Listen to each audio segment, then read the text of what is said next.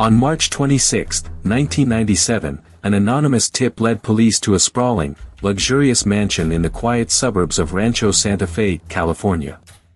What they found inside remains one of the most chilling and bizarre crime scenes in modern history. The house was immaculately clean, eerily silent, and filled with the overpowering stench of death. Lying on bunk beds and futons throughout the mansion were 39 bodies.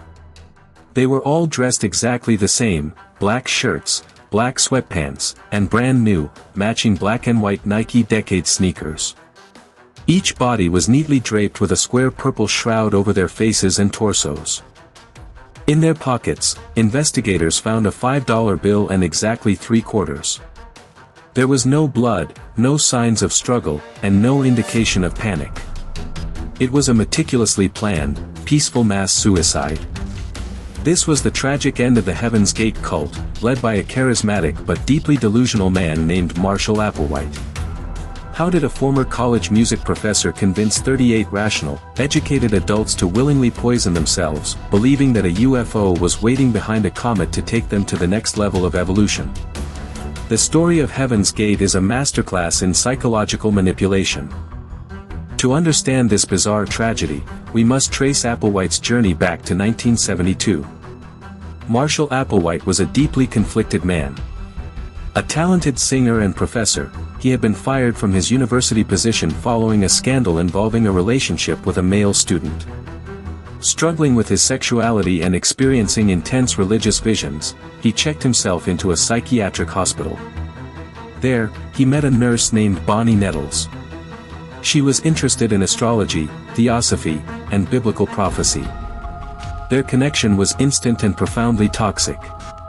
They convinced themselves that they were not merely human. They believed they were the two witnesses prophesied in the book of Revelation, sent to Earth by an advanced extraterrestrial race. They renamed themselves Bo and Peep, and later simply Do and T. They developed a theology that seamlessly blended Christian apocalyptic texts with 1970s science fiction and New Age spiritualism.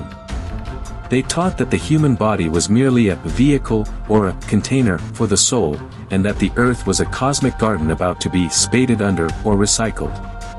The only way to survive was to physically ascend to the evolutionary level above human, Tela. In the mid-1970s, Applewhite and Nettles hit the road, embarking on a nationwide recruiting tour across the United States.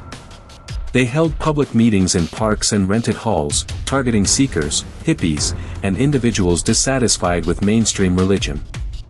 Their pitch was audacious: leave everything behind right now, and follow us to the spacecraft. Astonishingly, dozens of people actually did.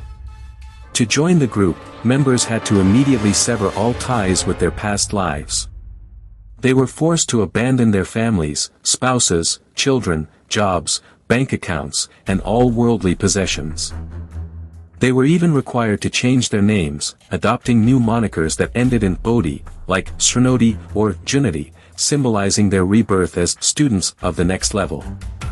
This extreme isolation was the crucial first step in Applewhite's mind control.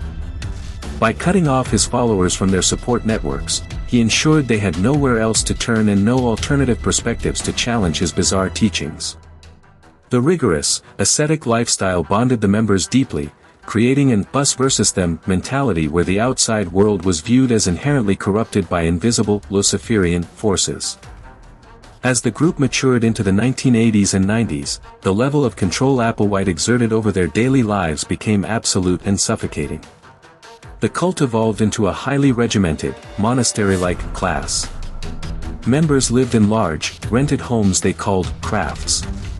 Everything was strictly scheduled, down to the minute: when they woke up, what they ate, how they washed their clothes, and when they slept. Individuality was systematically erased. Members wore identical oversized, gender-neutral clothing and kept their hair cropped exceptionally short. The goal was to overcome human mammalian behavior, primarily human sexuality and gender identity. In his desperate attempt to cleanse himself of his homosexual desires, which he viewed as a corrupting, human, trait blocking his ascension, Applewhite secretly traveled to Mexico to have himself surgically castrated. Upon his return, he presented this to his male followers as the ultimate act of devotion to the next level. Horrifyingly, at least 7 other men willingly underwent the same procedure, physically mutilating themselves to prove their loyalty. Then, in 1995, astronomers discovered the Hale-Bopp comet.